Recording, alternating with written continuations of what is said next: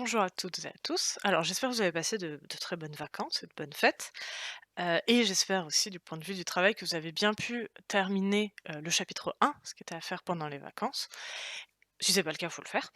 Et sinon voilà, on continue avec le chapitre 2, toujours sur mer et océan, mais cette fois entre appropriation, protection et liberté de circulation.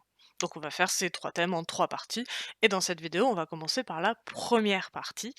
La première partie qui se pose la question de à qui appartient la mer, donc la question de l'appropriation et avec la convention de Montego Bay qu'il faudra connaître et les ZEE, je vais expliquer tout de suite ce que c'est, qu'il faudra connaître aussi.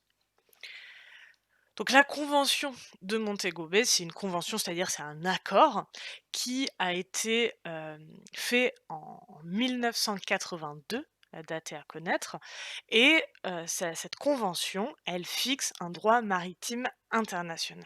C'est-à-dire quelles sont les lois qui s'appliquent sur les mers et les océans. Elle fixe les règles d'appropriation, donc à qui appartient la mer, mais aussi de circulation, qui peut se déplacer et comment, sur l'ensemble des espaces maritimes. Donc c'est très important pour ce cours. Presque tous les pays ont signé cette convention. Vous voyez ici en vert les pays qui ont signé cette convention et en orange ceux qui ne l'ont pas signée. Alors vous allez, je pense, remarquer tout de suite que les États-Unis n'ont pas signé. C'est on va dire le pays le plus puissant qui ne l'a pas signé. Mais en fait, en pratique, ils l'appliquent.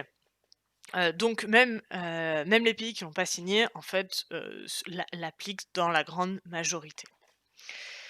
Heu et alors il y a plein de paramètres, hein, dans cette convention de Montego Bay, mais on va dire le plus important, c'est la ZEE, la zone économique exclusive. Donc voilà, là vous l'avez écrit ZEE, zone économique exclusive. Qu'est-ce que c'est que cette ZEE? C'est en fait le prolongement du territoire d'un État sur la mer. C'est-à-dire, vous voyez bien, hein, les frontières, terrestres. Et ben, qu'est-ce qui se passe quand il y a un littoral? En France, il y a un littoral, bah, vous voyez, il y a la partie terrestre et en fait, chaque pays possède une partie maritime aussi, qui prolonge, la frontière sur la mer. Et ça, c'est ce qu'on appelle la ZEE, la zone économique exclusive.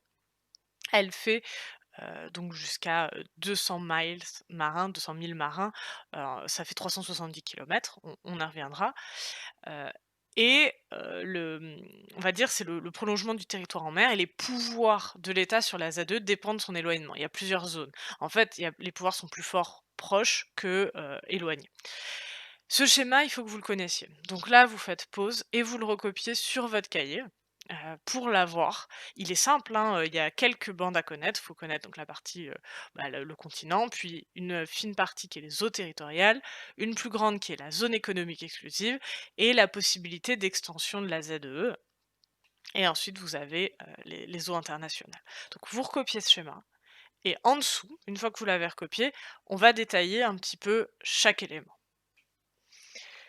Donc d'abord, les eaux territoriales.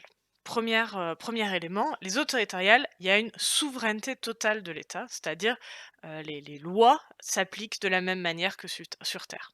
On a vraiment le prolongement des lois qui sont, sur terre, dans la mer, pour la partie des eaux territoriales, qui fait 12 000 marins, donc c'est malheureusement c'est les mesures anglaises, mais voilà, ça fait une vingtaine de kilomètres en gros.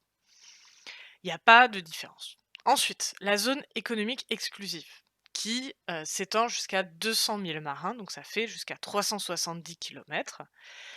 Là, c'est la zone où l'État, heu, a le droit d'exploiter des ressources maritimes et c'est le seul à avoir le droit d'exploiter les ressources maritimes, hein, donc mettons ici c'est la France a le droit d'exploiter des ressources maritimes sur toute cette zone-là et personne d'autre n'a le droit.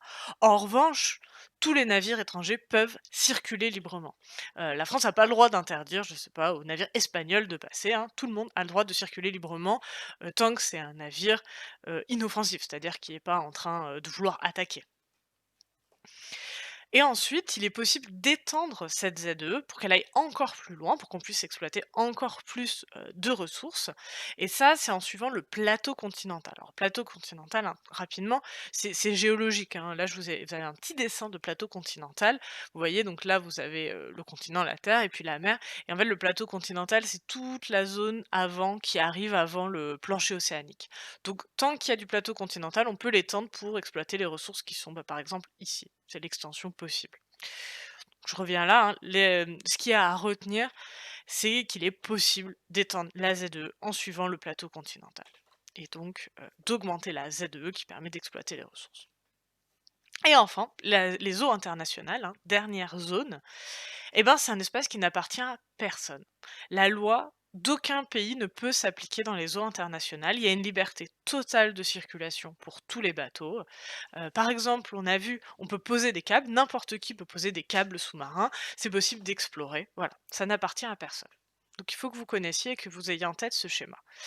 Alors, dire, qu'il y a pas de loi dans les eaux internationales, ça veut pas dire qu'il y a pas de loi sur les bateaux. En fait, la loi sur les bateaux qui sont dans les eaux internationales, c'est celle, du pavillon.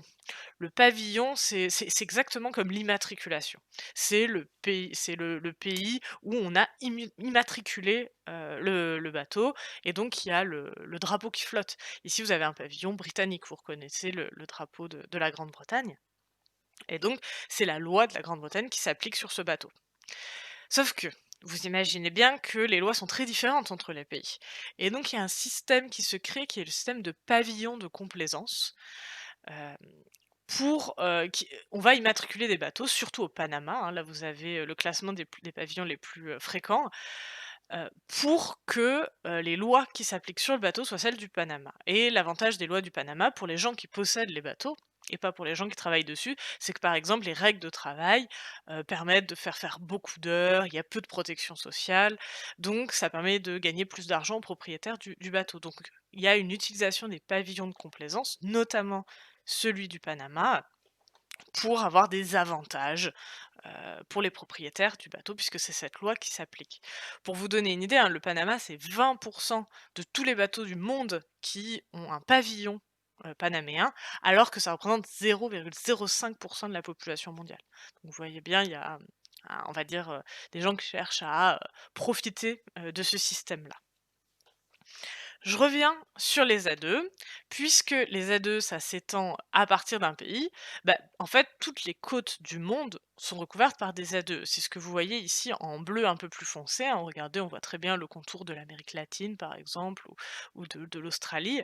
On voit bah, la ZE, par exemple, ici de l'Australie. Et vous vous rappelez ce principe d'extension, c'est ce qui est ici représenté en vert, ça serait les zones où, les États ont demandé une extension sur le plateau continental pour agrandir leurs ZEE. Donc vous voyez, mine de rien, on a une vraie appropriation des espaces maritimes. Il y a beaucoup d'espaces maritimes qui sont, dans la ZEE, donc et qui appartiennent d'une certaine manière à des États. C'est un tiers de la surface des espaces maritimes qui est couverte par des ZEE. Et je vous montre quand même, l'ordre des 20 premières ZEE mondiales, hein. Bah, retenez les États-Unis, c'est la première, et puis retenez la deuxième, c'est la France. On y reviendra sur le chapitre sur la France, hein, mais voilà, la ZEE, française est très importante. Elle représente toutes les 2, la France et les États-Unis, plus de 10 millions de kilomètres carrés, donc c'est immense. Cette ZEE, qui permet l'exploitation, bah, ça crée vraiment des enjeux importants et quand il y a des enjeux importants et bien, il y a des rivalités et c'est la deuxième partie, sous-partie de cette partie, c'est la question de la rivalité autour de l'appropriation des espaces maritimes. On a, vraiment une multiplication des conflits frontaliers en mer, hein, donc les frontières en mer, c'est les frontières entre 2 ZEE. Et ben, pourquoi? C'est parce que les États veulent accéder aux ressources qu'ils peuvent exploiter quand elles sont dans leurs ZEE. Donc il y a plein d'États qui veulent l'agrandir et puis des fois l'agrandir sur la place de quelqu'un d'autre. Donc aujourd'hui, on a à peu près 70 conflits maritimes ouverts dans le monde, plus ou moins tendus, hein, il n'y a pas toujours des guerres, mais c'est des zones où, les 2 pays ne sont pas d'accord. Alors évidemment, on a dit qu'il existait des règles, grâce à la convention de Montego Bay, mais c'est difficile des fois de tracer une limite de la ZEE et quand il y a des ressources stratégiques, par exemple des hydrocarbures, du pétrole ou du gaz, ou qu'il y a des îles qui appartiennent à un État, bah, ça peut créer des tensions. Et là, je vais vous donner un exemple dont on a un petit peu parlé dans l'actualité, c'est la frontière maritime entre la Grèce et la Turquie. Eh ben, regardez la frontière, de la ZE, hein, d'après la convention de Montego Bay, c'est celle qui est tracée en orange. Et regardez, elle est vraiment très, très proche de la Turquie qui est en vert, et plutôt loin de la Grèce qui est en jaune. Et pourquoi elle est aussi proche de la Turquie, donc ça lui laisse très peu de ZE, c'est parce qu'il y a plein d'îles qui appartiennent toutes à la Grèce. Heu et la Turquie, bah, du coup, ça lui convient pas du tout. Elle considère que, sa ZE est pas assez étendue et qu'elle s'est fait, on va dire, un petit peu avoir parce que ces îles grecques qui sont très proches font que la ZE de la Turquie est peu étendue et donc ça crée des tensions. Il y a un autre endroit où il y a des tensions, c'est en Arctique et là, je vous montre une autre photographie. C'est un drapeau russe qui a été mis, par un robot à plus de 4 200 mètres de fond, donc plus de 4 kilomètres de fond, pile au niveau du pôle Nord, en 2007.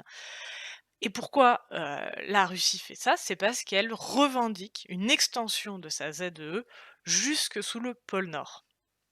Alors pourquoi elle veut aller, le pôle Nord? Bon déjà c'est symbolique, mais aussi parce qu'elle veut pouvoir exploiter d'éventuelles nouvelles ressources, comme des hydrocarbures. Et puis c'est aussi un enjeu pour affirmer sa puissance face aux autres États. Le problème, c'est que si tout le monde veut étendre sa ZE, bah, ça peut créer des tensions. Et donc, je vous montre sur cette diapositive, donc on voit l'Arctique. Alors, prenez le temps de bien comprendre. Là, vous avez le pôle Nord en plein centre, et on a une vision polaire, donc depuis le pôle des pays. Donc là, vous avez la Russie, les États-Unis avec l'Alaska, le Canada, le Groenland. Hein, essayez de bien comprendre comment ça marche. Et on trace les ZE en prolongeant les pays. Par exemple, la Russie, qui va de là à là, très grand pays, bah, sa ZE, c'est ses pointillés jusque-là, puis aussi au niveau du détroit, et c'est les pointillés là. Sauf que la Russie veut allonger sa ZE, et vous voyez, c'est ce qui est en jaune ici, jusqu'au pôle Nord. Sauf que les États-Unis, c'est ce qu'ils veulent aussi allonger leur ZE, en hachurant. Et vous voyez, il y a une zone entre les deux où bah, ils veulent tous les deux étendre leur ZE sur le même endroit, donc ça peut créer des tensions. Alors, c'est pas des grosses tensions, hein, le conflit est modéré. Comme c'est de toute façon très difficile d'accès, les enjeux sont plus, on va dire symboliques. Mais voilà, il peut y avoir, des tensions autour des ZE. Et voilà, je termine ici cette première partie, sur ce chapitre 2, et la deuxième arrive très bientôt. Je vous souhaite, bah, une très bonne journée.